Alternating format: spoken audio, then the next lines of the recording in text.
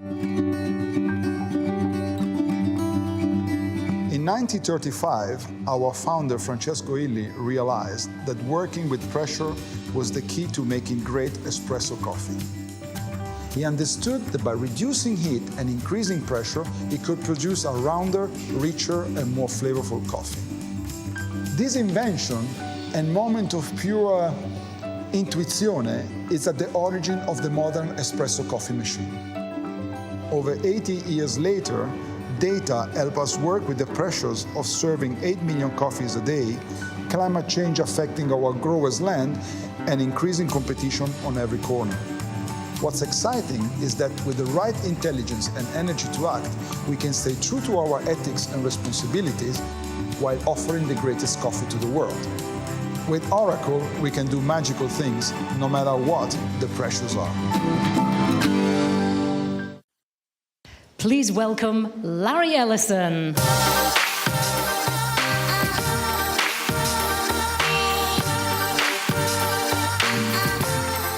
Hi, everybody.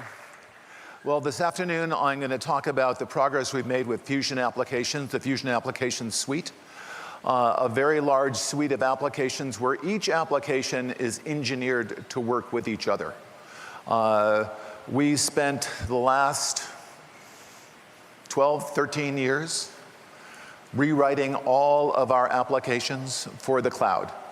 And as we had an opportunity to re-engineer all of our applications, we ensured not only that they worked with each other, but they also fully integrated into our second generation cloud, taking advantage of all of the capabilities in that underlying cloud.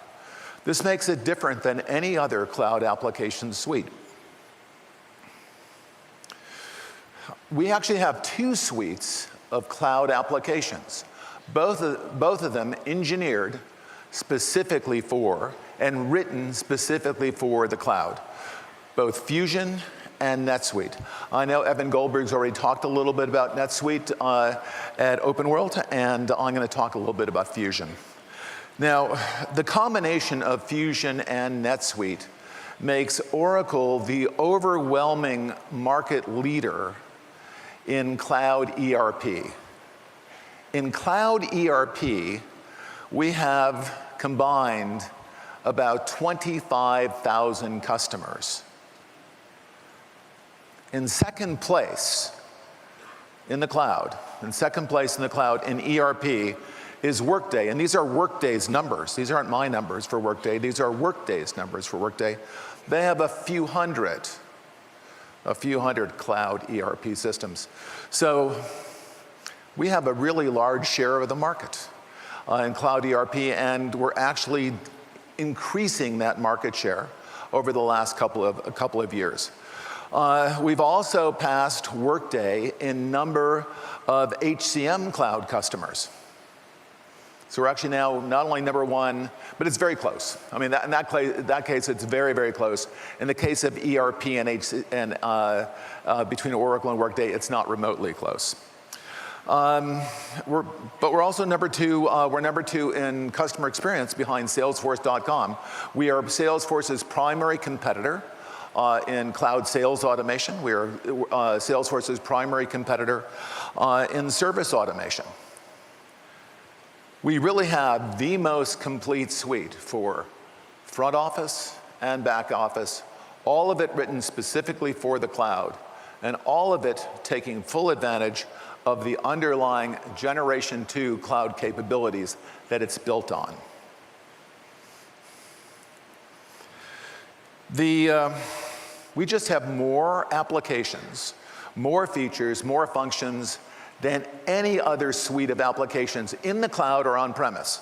We have more applications, features, and functions than our on-premise product called eBusiness Suite. We have more applications, features, and functions than SAP's on-premise applications. Or SAP's new hosted applications, not cloud, but hosted applications called S/4HANA. We have a lot more capability, a lot more features, a lot more functions. On top of that, and maybe even a bigger differentiator, we are the only suite of cloud applications built upon true cloud infrastructure. We're the only cloud applications company that's also in the cloud infrastructure business. The other application companies are not. So we have two businesses. Our infrastructure business, where we develop things like the autonomous database, taking advantage of machine learning, where we develop advanced analytics, taking advantage of machine learning. We have all of these capabilities at the infrastructure level. We built as I'll talk about, we built a digital assistant, a voice-enabled digital assistant, voice UI, all enabled by machine learning. That means all of our applications now have voice interfaces. That means our analytics can discover anomalies, providing actionable insights, things that you can actually do, because it's layered on top, all that's layered on top of our Generation 2 cloud, which is very rich in technology. There is no other, SAP doesn't have an infrastructure cloud. Workday does not have an infrastructure cloud. Salesforce does not have an infrastructure cloud. It's a fundamental difference between Oracle and all of our application competitors. All right, more modules, more features, more functions than anybody in financials. Financial accounting, but also enterprise performance management. In HR, now human resources, talent management, recruiting. These used to be in separate products. You used to have to buy a separate recruiting product, a separate talent management product, a separate HR product. Now we have all of that, all of those features, all of those functions integrated into Oracle HCM. Supply chain manufacturing. We continue, by the way, we continue to add features and functions and modules and capabilities to our cloud.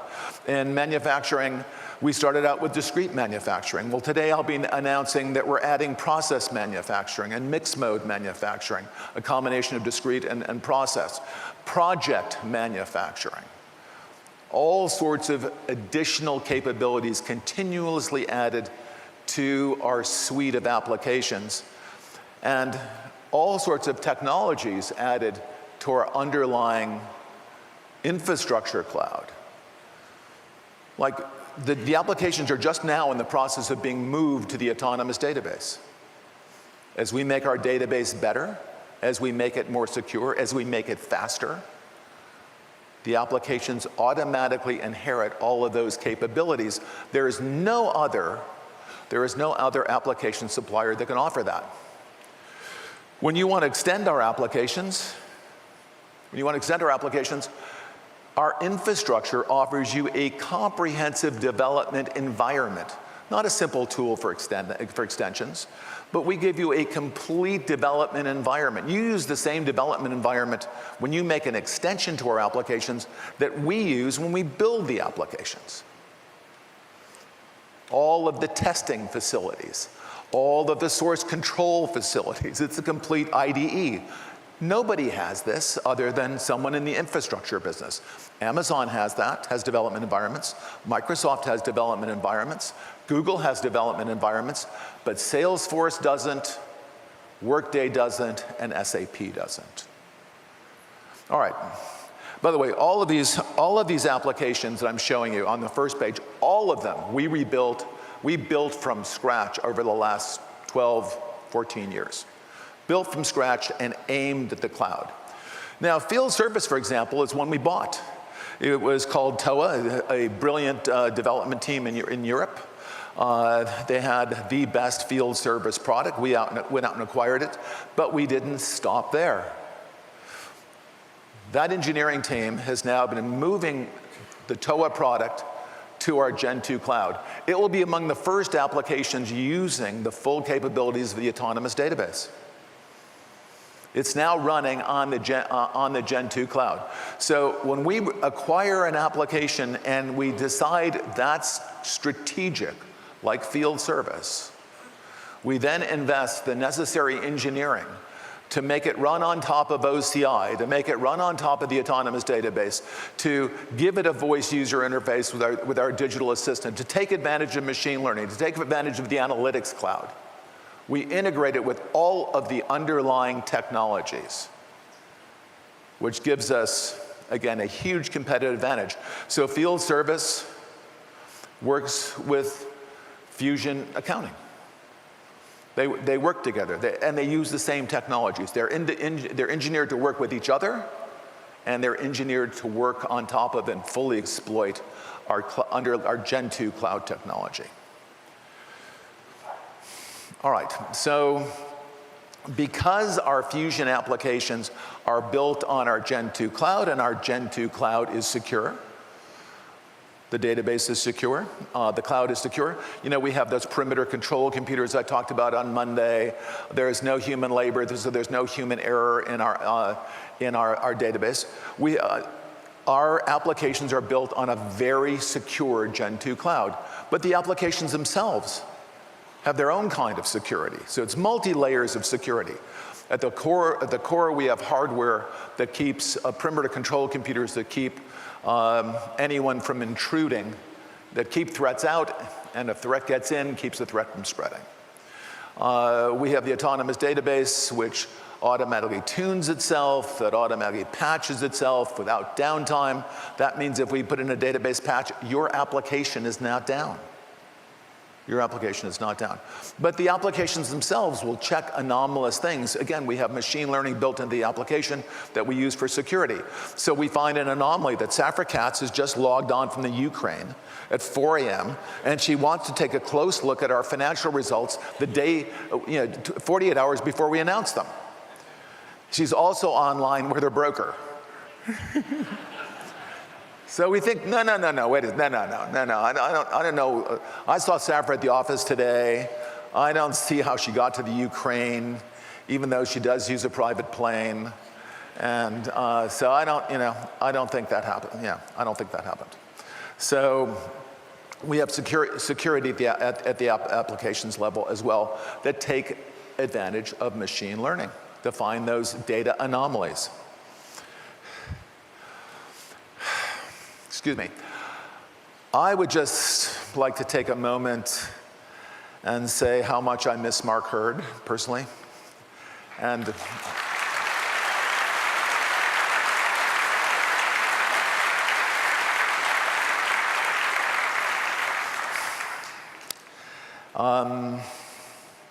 we worked together for a long time. I love him, and I wish him a speedy recovery.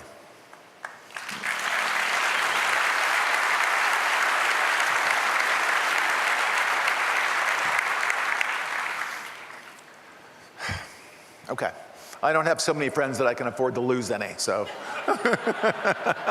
it's my problem. So, okay, all right. All right, I'll try to get back to the presentation. All right, give me a second. All right, so Oracle is in the cloud applications business.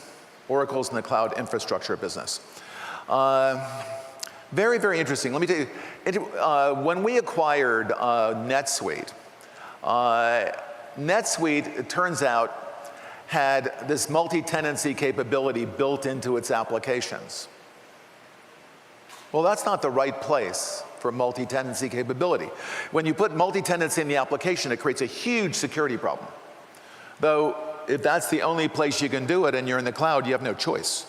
So Salesforce has multi-tenancy in the applications, NetSuite had multi-tenancy applications, but now that NetSuite is on our Gen 2 cloud, they're taking multi-tenancy out of the application, getting rid of that, so it's fully secure, and using the multi-tenant capability of the underlying database. It's a big deal. And it's fundamental. You saw where NetSuite didn't have that capability before. Now it has the ability to use the multi-tenant capability of the underlying database. The Gen 2 infrastructure is just as important to our application progress in the applications as adding more capabilities to the applications themselves. We have a true cloud. We have compute, we have storage, we have an autonomous database, machine learning. Again, we compete with Google and Amazon and Microsoft in that space. But those are not our competitors. Google and Microsoft and Amazon are not our competitors in the enterprise application space. All right, Salesforce, given credit, built their applications from the ground up specifically for the cloud. And they were very early, they've been doing this for a long time. And so they put multi-tenancy into the application. They had no choice. They had no underlying platform that supported that. So they built multi-tenancy capability into the application. It's all they could do. Of course, Salesforce customers wanted to make extensions to the Salesforce apps. Of course, Salesforce customers wanted to integrate the Salesforce apps with things like Oracle ERP or SAP ERP. So they had to build some kind of capability to allow people to write programs, write small extensions to Salesforce. And Salesforce put that up, and it's called Force.com. But Force.com is a highly proprietary, kind of limited functionality for just extensions and just integrations. But they have it. And they built it out of necessity. Workday, which also built their applications specifically for the cloud, has no capability like Force.com and no underlying cloud. But Workday's way better than SAP, who somehow forgot to rewrite their applications for the cloud. They bought some cloud applications, but literally, that's 35-year-old code that has not been rewritten. What SAP did, instead of rewriting their applications for the cloud, what SAP decided to do was, hey, we really don't like Oracle, and we don't like the Oracle database, so we want to replace the Oracle database, throw it out, and we'll give you an SAP database called HANA. So we want you to move to the same old applications you had before, but now they're running on HANA. And that's what they spent all this time doing, building HANA and moving their applications from Oracle to HANA. It's the same old code. Nothing's been rewritten. Nothing's been rewritten. They don't have cloud ERP applications, and they certainly don't have a cloud platform.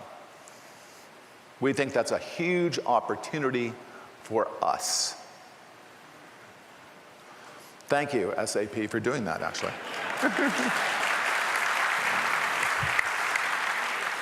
All right, so as I said on Monday, what separates a second-generation cloud from what came before is machine learning. And machine learning is that revolutionary new technology that enables things like autonomy. It enables things like computer vision.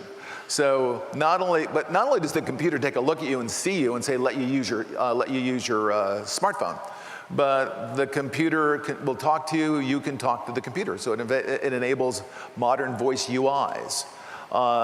It enables, and we have one. We built, and which I'll talk about, a digital assistant, an enterprise digital assistant, where you can talk to all of our applications. You can simply say, give me sales quarter to date, and it shows up on your smartphone. And I can say, share this with Safra and Mark. And they get it in their feed, in their information feed from the digital assistant. It really does that. And if the sales are not as good as I would like, I can then ask questions. So not only is it information sharing by voice, it's also a lot of our analytic tools. We think of them as analysis. You take a look at this and you discover an insight and you think about it. But we're very proud that the insights are actionable, right? We show you something and say, wow, and you want to do something. Well, sometimes if you're the chief technology officer, you can't do anything. No one works for you, and all you do is make presentations once or twice a year. But you can call the CEO, and they can actually do something. or the head of sales, then they can actually do something. So my actionable insight, I look at something and I'll say, Safra, have you seen this? You know, Mark, have you seen this? You know, Edward, have you seen this? You're looking at engineering schedules. So suddenly, our analytic tools are giving you information, surprising you sometimes with information, and enabling you to communicate with people who can actually do something about it and collaborate with a team. And I mean, it's all very cool stuff. In fact, one of the things that happens is the people you routinely collaborate with start getting stuff out of your information feed. As the analytics system begins to recognize patterns in your behavior, who do you collaborate with? Who do you share this information with? And they make sure those people get the information the same time you do. I mean, it's a very big deal. Our analytics, suddenly you can find your best performing employees, hire your recruits in priority order, detect fraud, like that really wasn't Safra in the Ukraine, I don't think so. And all sorts of things with modern machine learning based analytics, advanced analytics. And I've said this before, your data's safe. You got layers of security in the applications, in the database, in the underlying cloud infrastructure. All right, we've had incredible growth over the last 5 years. The big jump, you say, wow, that was a good year. that was the acquisition of NetSuite. So we now have over 31,000 cloud application customers. And this is very interesting, that of our Fusion application customers, 3/4 of them do not have other Oracle applications. It's not that we moved all of our e-business suite customers from on-premise to Fusion. We've done some of that, but a lot remains to be done. A lot of these are brand new customers to Oracle Corporation. All right. 12,000 new Fusion customers in the last 5 years. That's pretty spectacular growth. And over the 5-year period that we've kind of been in this business, we now have over 30,000. 30,000 true cloud customers running our applications. And we're adding lots and lots of customers because we're investing very heavily in building applications, building new technologies to enhance those applications, both at the application layer and at the infrastructure layer.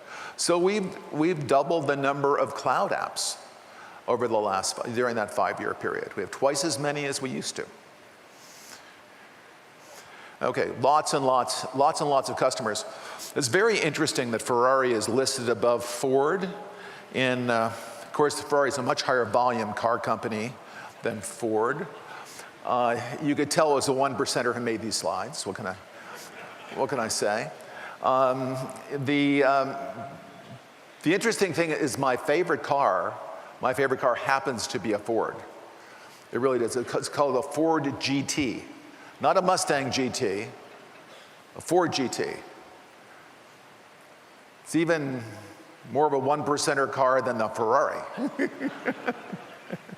Anyway, Cummins, these are big brands. Textron, Ford, Cummins, Emerson, Ferrari. These are big brands using our Fusion applications. AT&T, NBC, British Telecom, Cox Communications. We have lots and lots of large customers. Wells Fargo's listed here, giant bank, HSBC, even bigger bank. But there are a whole bunch of banks that really don't want to be mentioned. They are in the midst, some are in the midst of converting from SAP to Oracle. And until that's done, they don't want us to talk about them. But we have lots and lots of large conservative organizations that are in the process of moving to the cloud. This is no longer early days.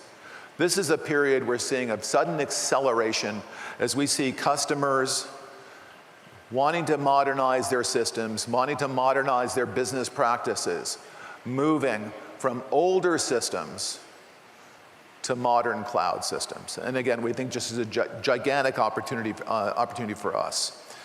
McKesson, the big drug distributor, I'm not going to read them all out to you, but we have lots and lots of Fusion application customers. Okay, still more. BMW, of course, is listed first. Though my favorite on this list is the Mack truck. My 2.5-year-old absolutely loves Mack trucks, not interested in BMWs at all. Again, lots and lots of applications. Veritas was very interesting. Veritas was a huge Salesforce customer with a highly customized Salesforce system. I think something like 500 customizations in the Salesforce system, and they migrated to Oracle Sales. So it's not all ERP. It's ERP, HCM, CX, Sales, Service. Lots and lots of different customers. I'll just keep going. Still more customers. Vodafone, I think they're still the largest mobile phone operator in Europe. ANZ Bank,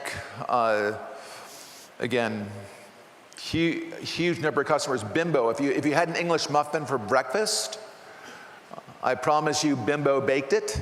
Bimbo is the largest baking company. They're a huge company in Mexico, great customer of ours, and they're the world's largest baker.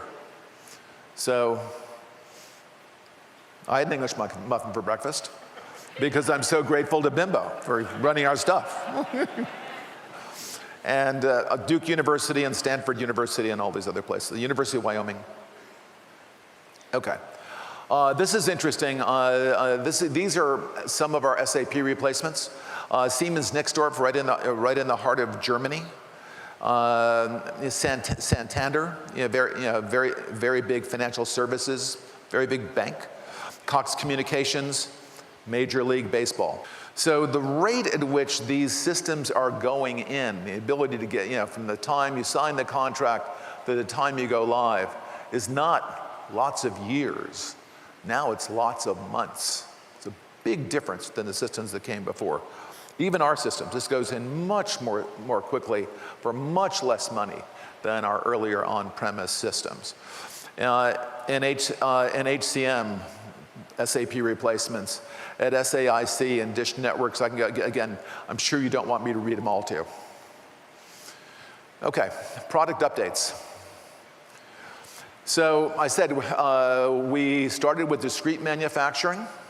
The manufacturing suite was kind of the last. Financials and HCM came on stream, then sales and service, and kind of the last stuff to come on. Then supply chain, and the last stuff to come online has been manufacturing.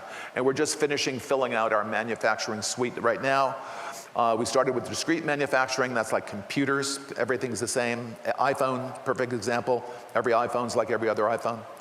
Or at least it's supposed to be, or very close. Process manufacturing is a little bit different. It's like making ice cream or California's unique brand of gasoline. All of those have to be blended and monitored by a process manufacturing system.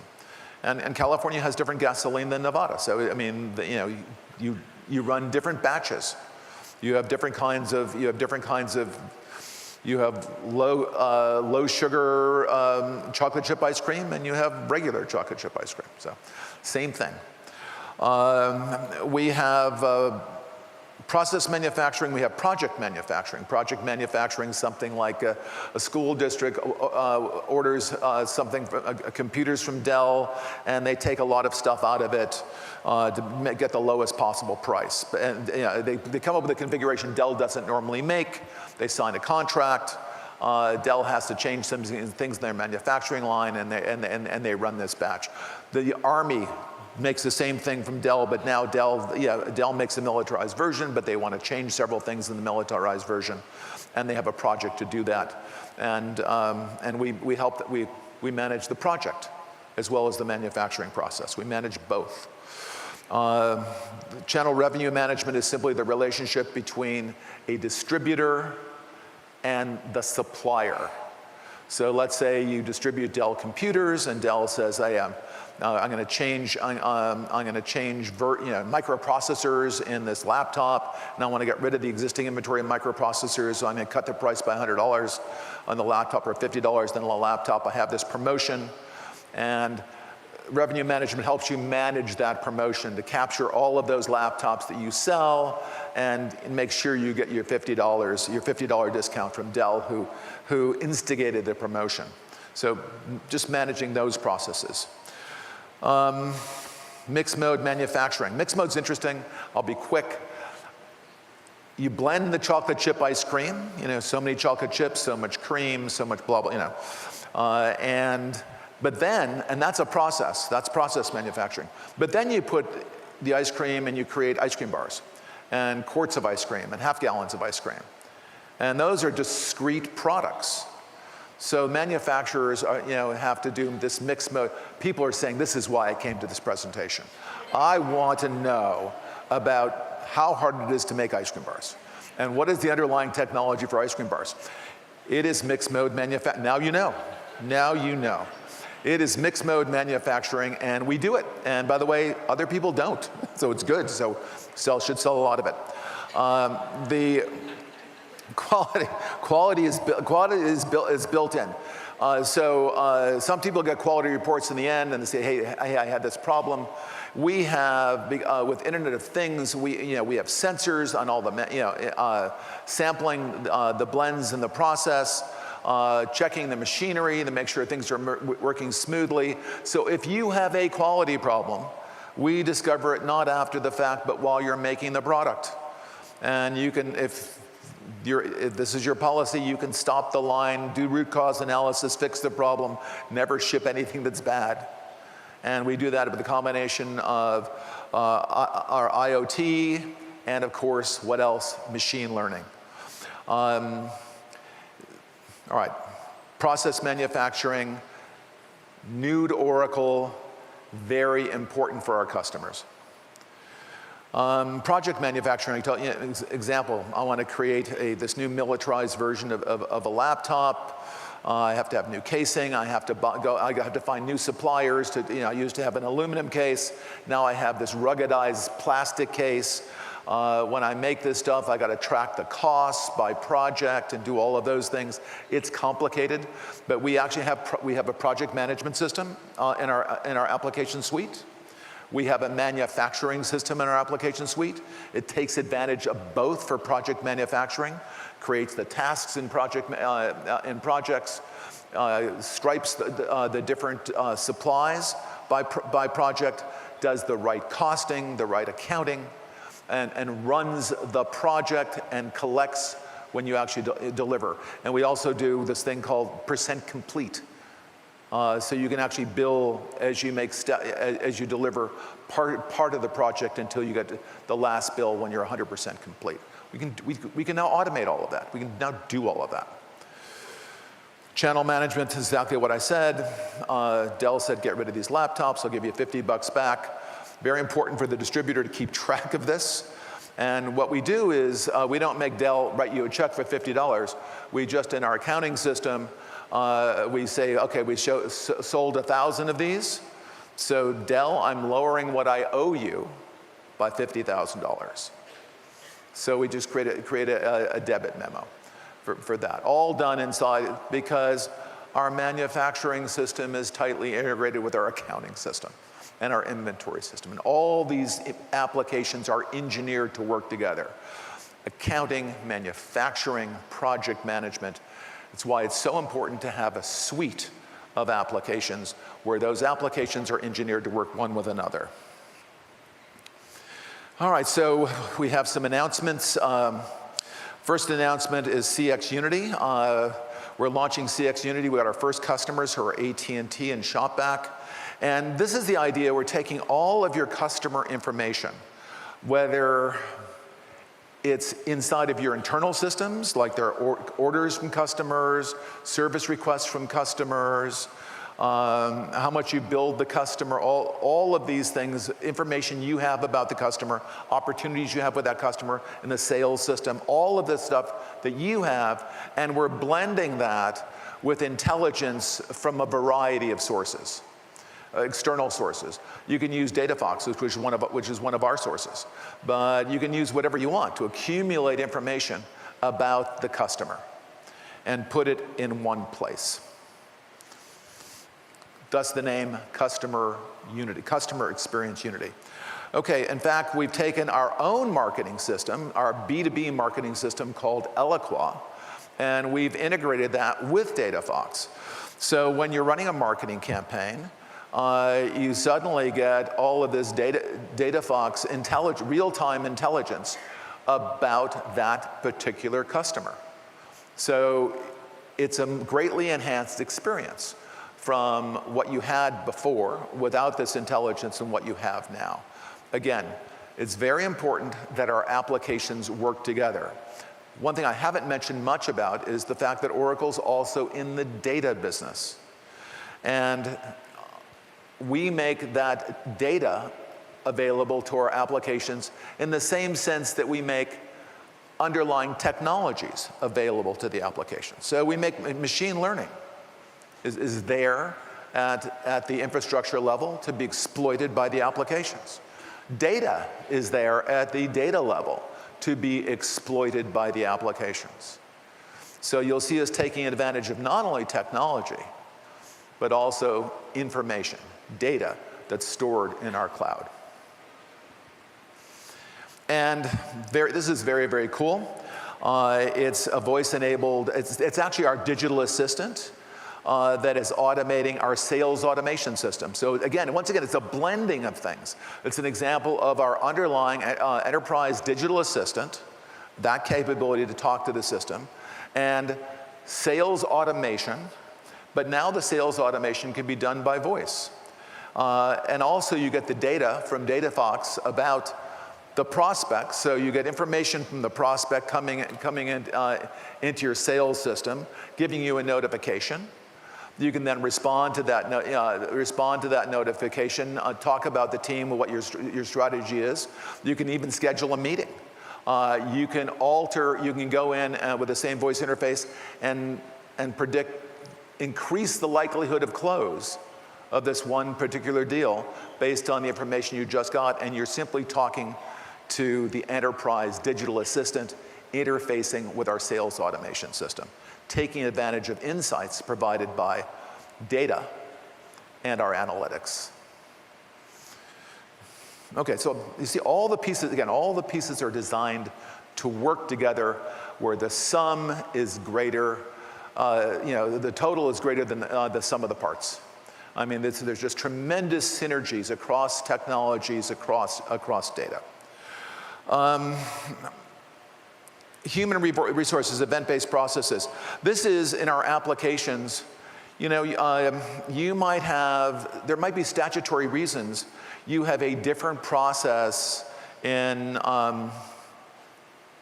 sending out commissions in Germany than in the UK, because there are different laws about how people are supposed to be paid. Well, now you can configure the applications by geography.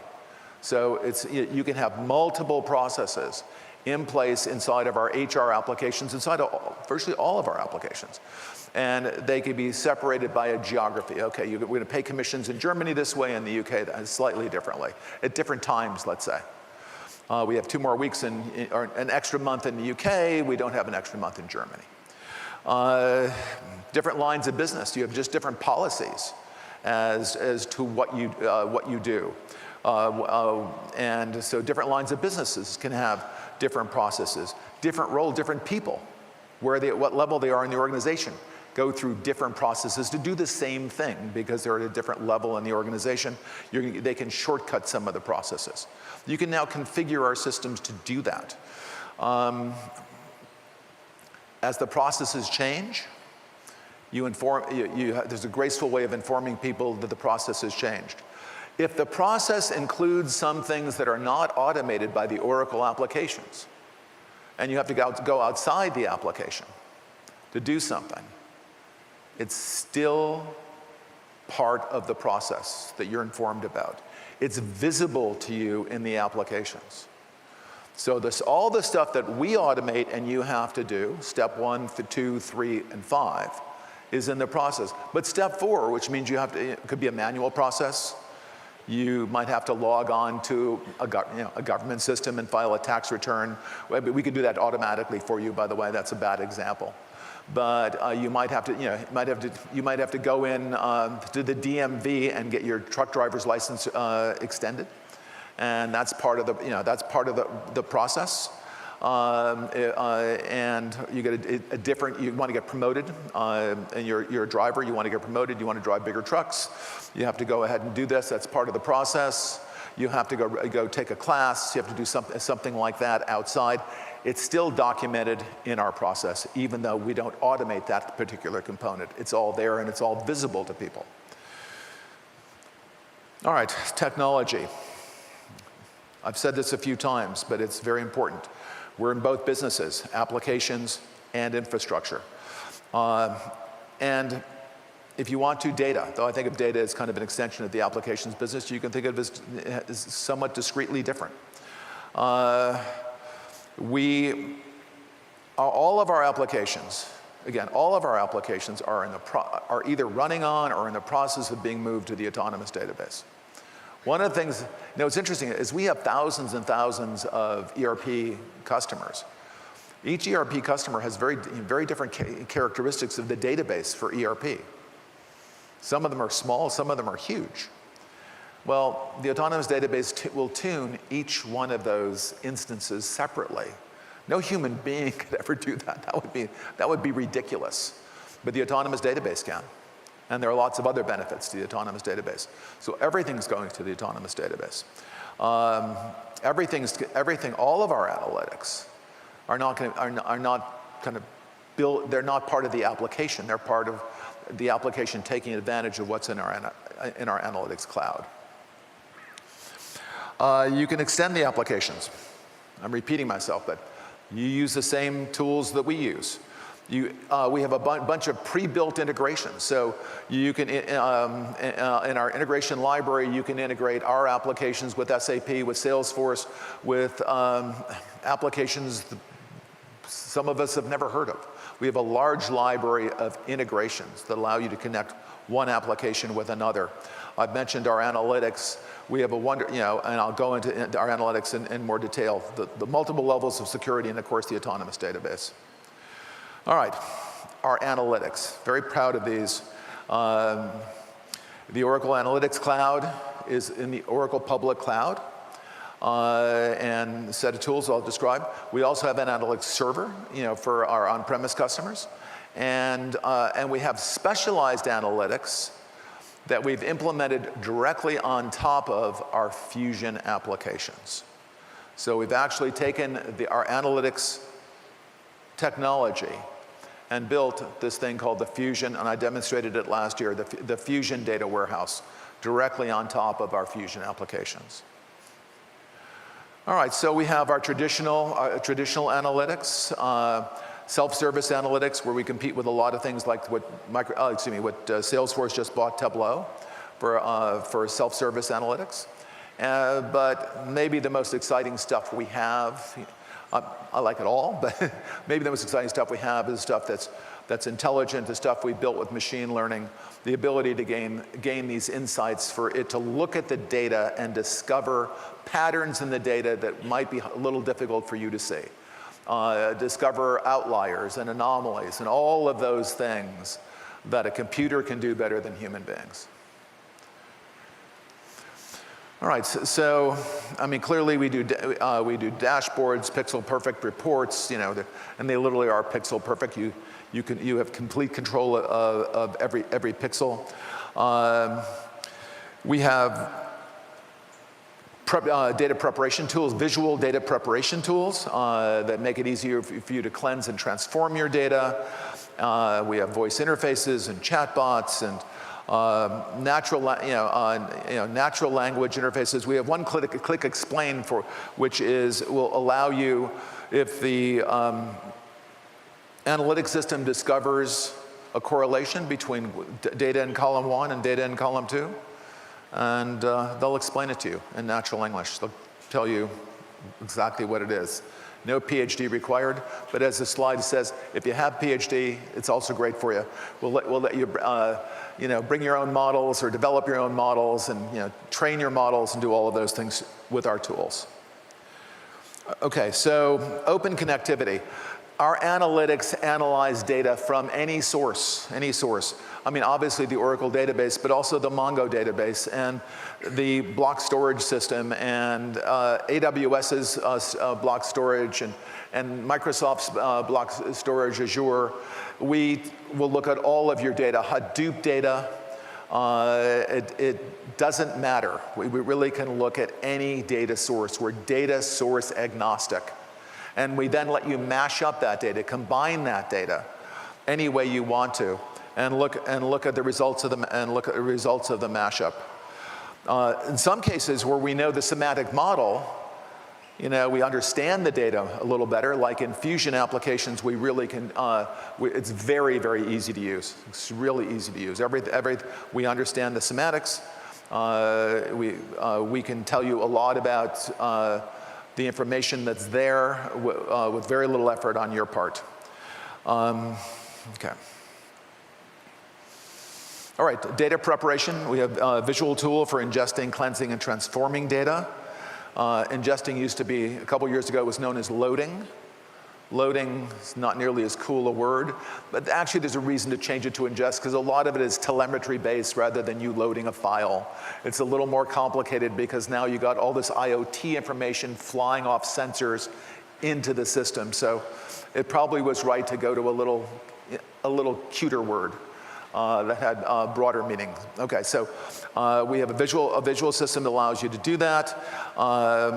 If you want to define your own customization, your own custom transformations, you can use whatever language you want. You can do mathematical transformations with R or use the Python programming language or SQL, whatever you want to use.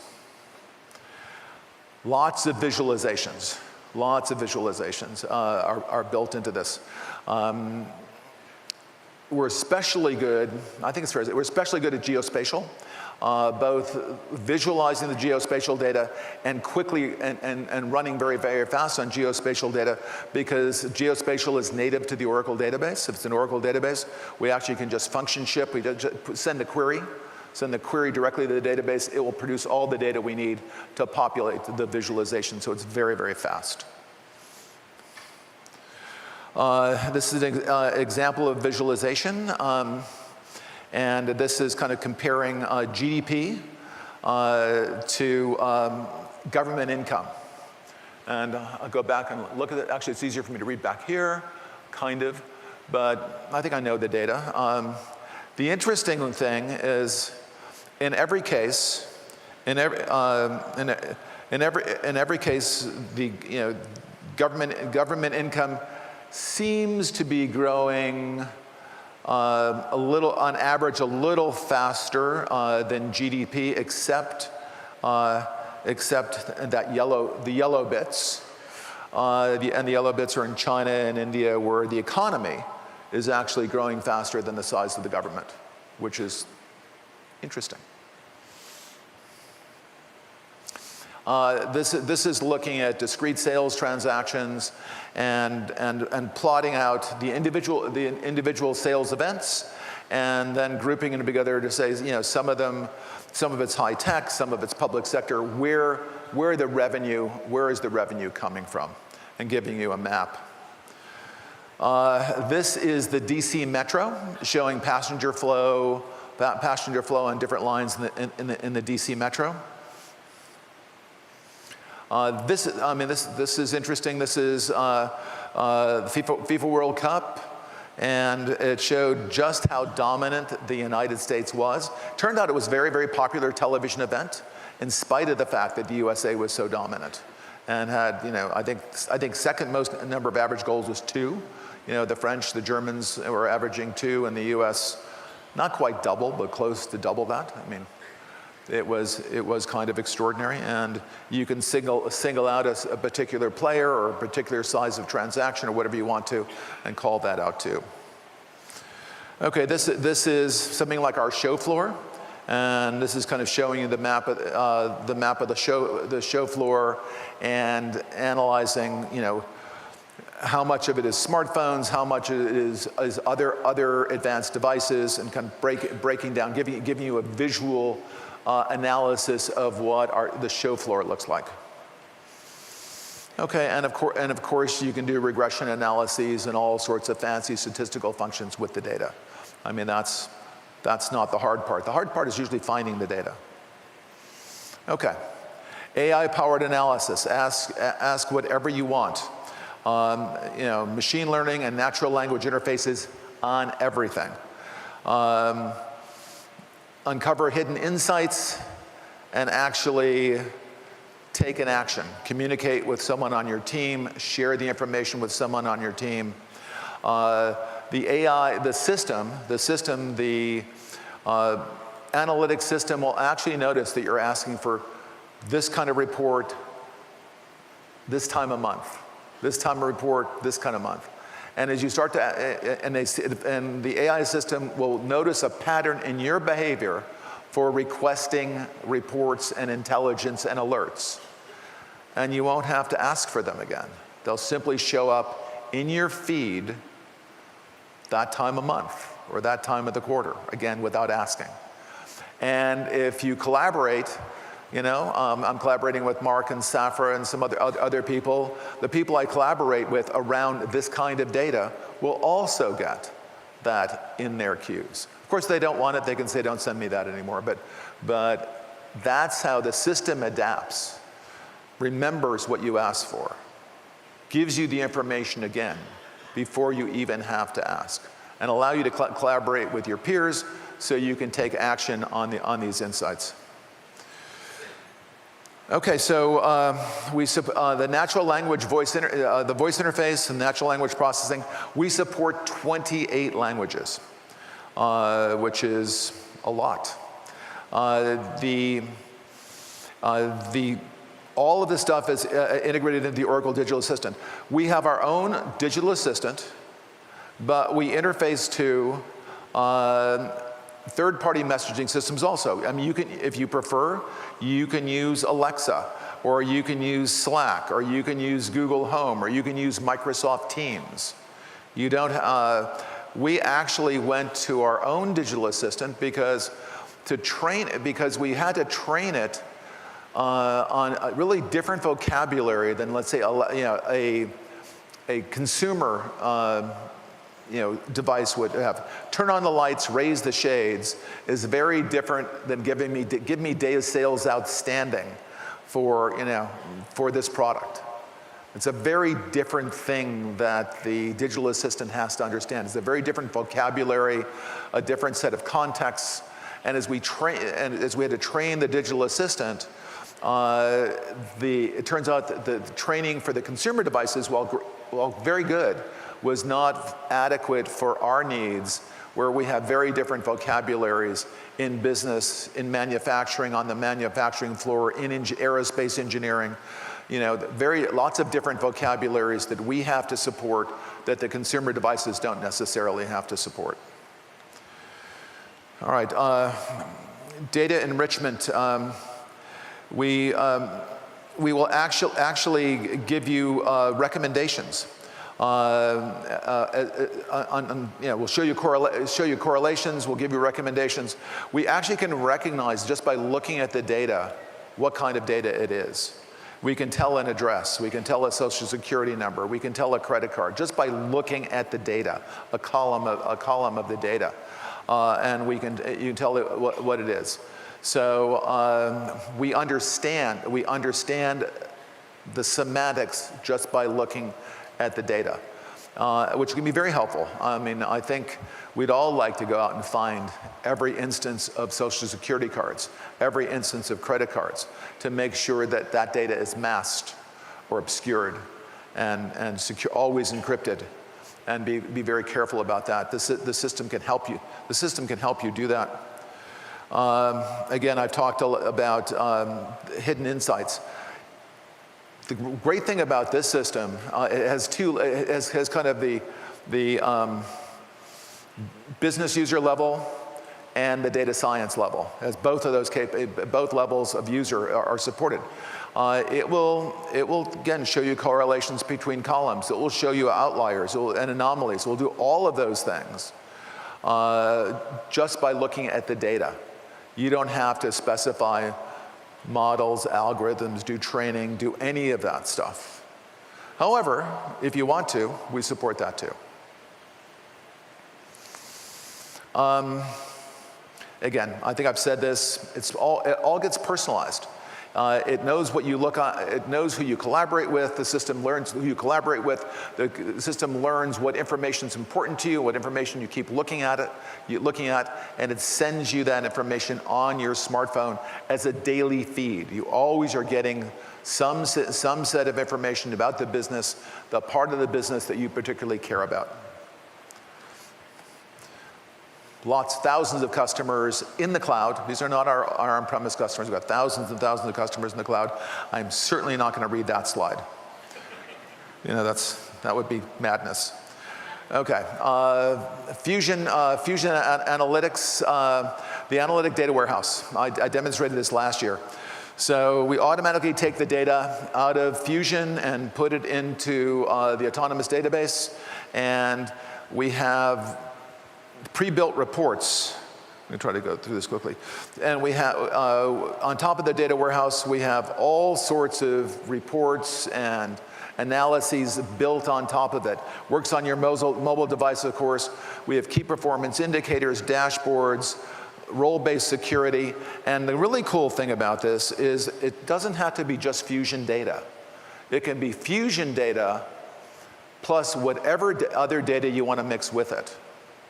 So we'll keep that Fusion data current. We'll automatically, the pipeline between the Fusion applications and the Fusion data warehouse will constantly keep that data current. And that will happen automatically. You can then bring in Salesforce data, SAP data, one of your custom systems, you know, other data feeds, whatever you want, and you create this mashup, this data warehouse. You can put whatever you want to put in it. You can put in it. Whatever on analytics you want to run, whatever analyses, statistical analyses you want to run, you can run on the combination of the Fusion data and whatever other data you add. I mean, that's a big difference between what you can do with the analytics built into the Fusion applications. The applications have a great set of analytics built into them, but the analytics inside Fusion applications looks at the data inside the Fusion applications. When you bring in the Fusion data warehouse, you now can get all the Fusion data mixed and mashed with all your other data that's important, and you can get reports on that. Okay, so that's what I just said. Again, lots of subject areas. Based on lots of, we have 15 different subject areas on over 100 different data warehouse tables. Lots of KPIs for financials. Lots of reports for financials. And okay, so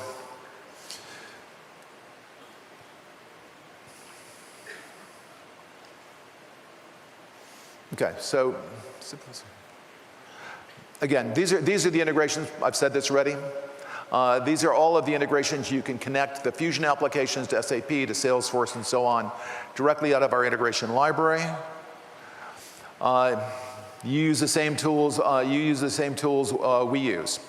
And when I say the same tools we use, what I mean, not simply Visual Builder. You get the development environment for Visual Builder, but if you want to add voice interfaces to your extensions, you get voice interfaces in your extensions. If you want to use machine learning in your extensions, you get actionable insights and machine learning in your extensions. You use the same tool set, including machine learning, including mobile, including voice, the same exact tools we use to build the applications in the first place. Okay.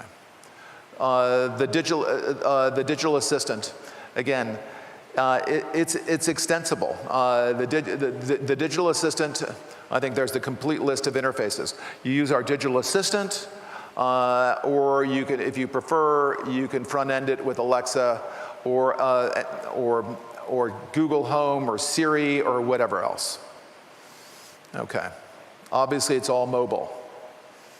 All right. I'm just trying to time things. All right. It's looking better. We're very proud of a great new user interface called Redwood that applies to all of our, that we're moving, just like all the applications are moving to the autonomous database, all the applications are going to take advantage of our new UI called Redwood. But not just our applications, our Oracle.com website, everything is kind of going to this look and feel. So, you know, thank you, Hillel, thank you, Jenny, thank you, Mamie. It's been a lot of work, but great job.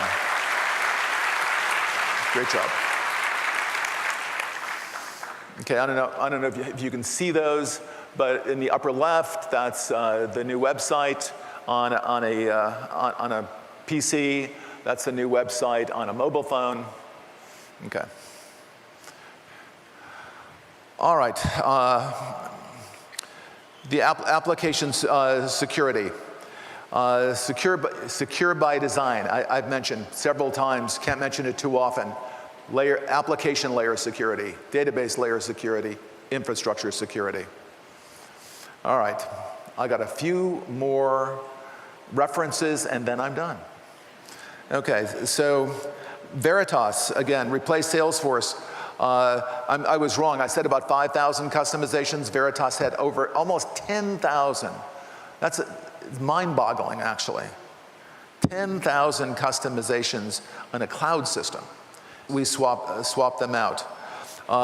Cummins, Hilton, all of these guys, Macy's consolidated 1,800 processes down to 200, got rid of 90% of them. Moleskine improved their e-commerce performance by a factor of 10. By a factor of 10. Again, I've got a lot of these. Cummins cut reporting time and effort by 95% by moving to the cloud. We have a lot of happy cloud customers. Cummins accelerated talent review time by 83%.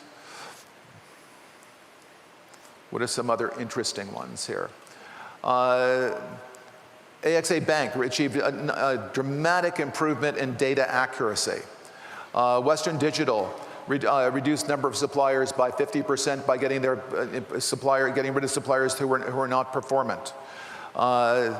We have, again, thousands of customers who've had great success in the Oracle Cloud, and we're looking forward to tremendous growth going forward.